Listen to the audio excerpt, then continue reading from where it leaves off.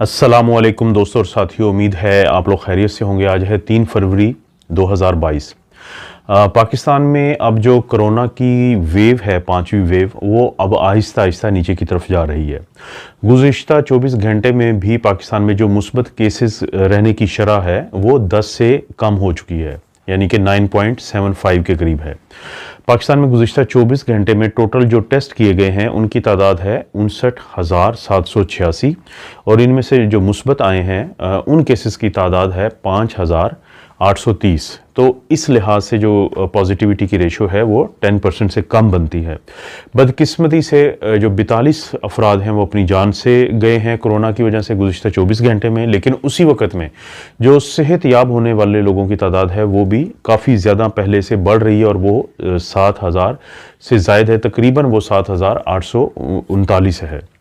तो अब ये जो 5वीं वेव है ये आहिस्ता आहिस्ता नीचे जा रही है, लेकिन क्योंकि लोग पॉजिटिव ज़्यादा आ रहे हैं, अगरचे उनकी कंडीशन जो है वो ख़राब नहीं हो रही, लेकिन हुकूमत पाकिस्तान का जो एक रेगुलेटरी इदारा है, drug regulatory authority of Pakistan यानी ड्रैप, उसने गुज़िश्ता दिनों में यानी कल एक नोटिफिकेशन जारी किया है जो ये आप देख भी रहे हैं। ये जो नोटिफिकेशन है तो इसके मुताबिक अब जो रैपिड एंटीजन टेस्ट है, जिसे लेटरल फ्लो टेस्ट भी कहते हैं, इसकी बाकायदा मंजूरी दे दी गई है। यानी आप अपने घर में ये टेस्ट इस्तेमाल करके ये मालूम कर सकते हैं अपने बारे में कि क्या आपके नाक में या आपके गले में जो वायरस है वो काफ़ी ज़्यादा है और क्या आप वजह बन सकते हैं दूसरे लोगों को फैलाने की, जिसको हम इन्फेक्शसनेस कहते हैं। यानी ये जो टेस्ट है अगर पॉजिटिव आता है तो फिर बहुत ज़रूरी हो जाएगा आपके लिए कि आप अपने आप को आइसोलेट रखें 10 दिन के लिए और कोशिश करें कि अपनी जो बाकी मसरूफियात हैं वो महदूद कर दें। लेकिन अगर ये नेगेटिव आता है तो फिर ये इस चीज़ का इन्हिसार इस बात पे है कि आपकी अलामात कैसी हैं। अगर आपको अलामात आ रही हैं तो आप कोशिश करें कि अगर कंफर्म करना चाहते हैं तो पीसीआर से कंफर्म करें, लेकिन अगर आपको अलामात नहीं हैं तो इस चीज़ के चांसेस हो सकते हैं कि आपके अंदर वायरस ना हो। अगर होगा भी तो वो बहुत कम मिकदार में होगा, तो दूसरों को फैलाने का बाइस नहीं बनेंगे आप। तो ड्रैप ने पाकिस्तान में पहली दफ़ा जो रैपिड एंटीजन टेस्ट है, घर में किए जाने वाला टेस्ट, जिसकी रिपोर्ट 15 मिनट में आ जाती है, जिसकी वैसे तो कीमत कम है, लेकिन क्योंकि पाकिस्तान में डिमांड एंड सप्लाई की वजह से बाज़ औक़ात कीमतें बढ़ा दी जाती हैं इन चीज़ों की, वरना ये एक सस्ता टेस्ट है। 15 मिनट में इसकी रिपोर्ट आ जाती है और आपको पता चल सकता है कि आप वायरस दूसरों को दे सकते हैं या नहीं दे सकते। तो उसी हिसाब से आप फैसला करेंगे कि उस दिन की आपकी एक्टिविटी क्या होनी चाहिए, क्योंकि इस वक्त ज़ाहिर है कि ये जो ओमिक्रॉन की 5वीं वेव है ये काफ़ी लोगों को मुतासिर कर रही है पॉजिटिव आने की शक्ल में। अभी इसी चीज़ से मुतालिक एक बड़ी ज़बरदस्त स्टडी जो है वो बरतानिया से हमारे सामने आती है कि फरवरी 2021 यानी एक साल पहले एक स्टडी का आगाज़ किया गया और वो इंतहाई यूनिक स्टडी थी। एक ऐसी स्टडी थी कि जिस पे बहुत सारे लोगों का एतराज़ भी था कि 36 नौजवान लोग, जिसमें मर्द और लड़कियां या ख़वातीन शामिल थीं, उनकी उम्रें 18 से 29 साल तक की थीं, यानी वो यंग लोग थे, वो हेल्दी थे। तो उनको बीमार किया गया, उनको कोरोना का वायरस दिया गया। तो इसको कहते हैं ह्यूमन चैलेंज ट्रायल। उसके बाद उन लोगों को क्वारंटीन में रखा गया और क्वारंटीन में रखने के बाद 1 साल तक उन लोगों को फिर उनको फॉलो किया गया, उनको देखा गया कि उनके अंदर क्या तब्दीलियां आ रही हैं, उनकी सेहत में क्या तब्दीलियां आ रही हैं, और ये लोगों को कोरोना से खुद जाके इन्फेक्शन दी गई। इसे ह्यूमन चैलेंज टेस्ट कहते हैं। इससे पहले भी ये किए जाते हैं, जैसे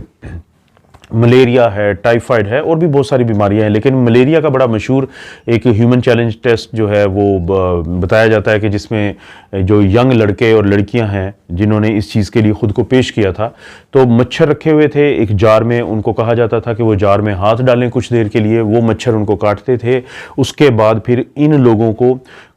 1 से 2 हफ्ते के लिए एक ख़ास जगह पे रखा जाता था, इनकी अलामात को देखा जाता था, फिर इनके ऊपर टेस्ट किए जाते थे, फिर उसके बाद दवाई दी जाती थी और उसका देखा जाता था पूरा एक रिजल्ट। तो इसको कहते हैं ह्यूमन चैलेंज टेस्ट और ये बड़ी अहम चीज़ है। इसी तरह कोरोना का जो चाइनीज़ वेरिएंट था जो कि बहुत स्ट्रॉन्ग था और जिसने बहुत सारे लोगों के लिए जो उनकी ज़िंदगियों के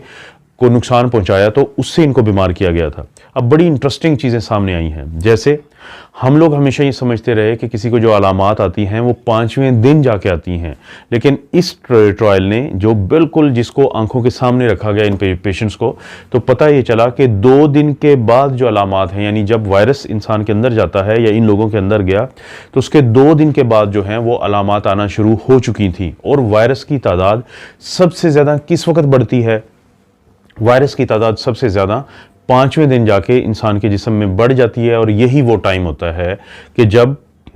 ناک جو ہے وہ سب سے زیادہ وہاں پہ وائرس آتا ہے۔ اگرچہ یہ شروع کہاں سے ہوا تھا؟ یہ گلے میں سب سے پہلے جاتا ہے، 2 دن کے بعد علامات آنا شروع ہوتی ہیں، لیکن 5ویں دن انسان کے جسم میں سب سے زیادہ وائرس ہوتا ہے، اور اس کی زیادہ جو کنسنٹریشن ہے، تعداد ہے، وہ ناک میں ہوتی ہے۔ اور یہی وجہ ہے کہ لوگوں کا جو ریپڈ اینٹیجن ٹیسٹ ہے وہ پازیٹیو بہت آیا اس کیس کے اندر جن کو انفیکشن ہوئی تھی۔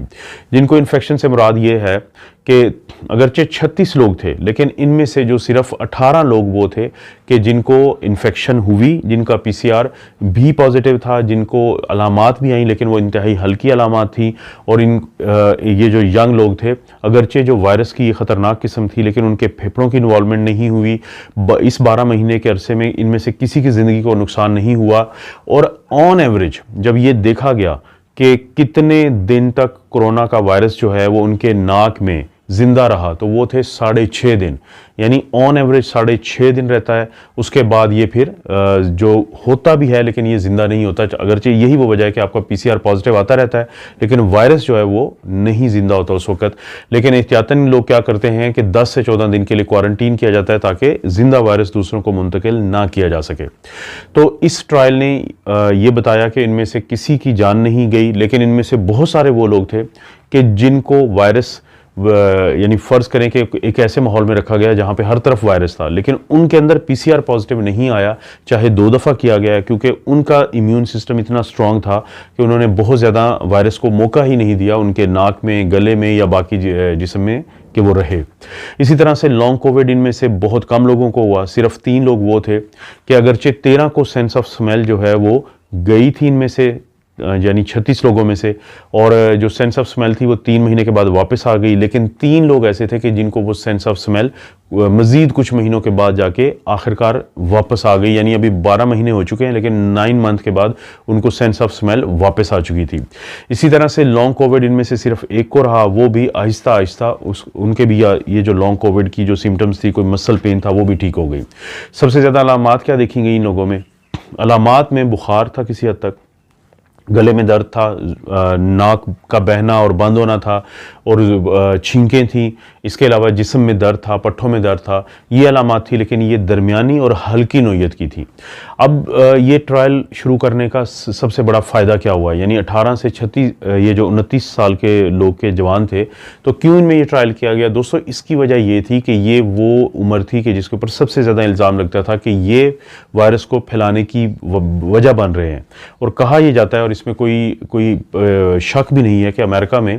جب نوجوان لوگوں کو یہ پتہ چلا تھا شروع میں، ابتدا میں، کہ یہ جو وائرس ہے یہ بزرگوں کے لیے خطرناک ہو سکتا ہے، یہ ان لوگوں کے لیے تو خطرناک ہو سکتا ہے جن کے اندر رسک فیکٹر ہیں، لیکن یہ نوجوانوں کے لیے خطرناک نہیں ہے، تو وہ نوجوان بہت زیادہ پھر گھلنا ملنا شروع ہو گئے کہ ان کو کوئی ڈر نہیں تھا، جس کی وجہ سے حکومتوں کو پھر یہ ایکشن لینا پڑا کہ اس قسم کا جو بھی ڈیٹا تھا اس کو بہت زیادہ پبلک نہیں کیا گیا، کیونکہ اس سے لوگوں کی حوصلہ افزائی ہوتی، وہ باہر نکلتے جو نوجوان لوگ تھے، کیونکہ ظاہر ہے یہ لوگ ٹرانسمٹ تو کر سکتے تھے، اگرچہ اس ٹرائل نے بھی ثابت کیا ہے اور اس وقت بھی سائنٹسٹ کو یقین تھا کہ نوجوان لوگ میجورٹی جو ہے ان کو کوئی مسئلہ نہیں بنتا، یا تو وہ ایسمپٹومیٹک ہوتے ہیں، ان میں علامات تک نہیں آتی، اگر آتی بھی ہیں تو انتہائی ہلکی آتی ہیں، اور ان کے پھیپھڑوں کو متاثر نہیں کرتا وائرس۔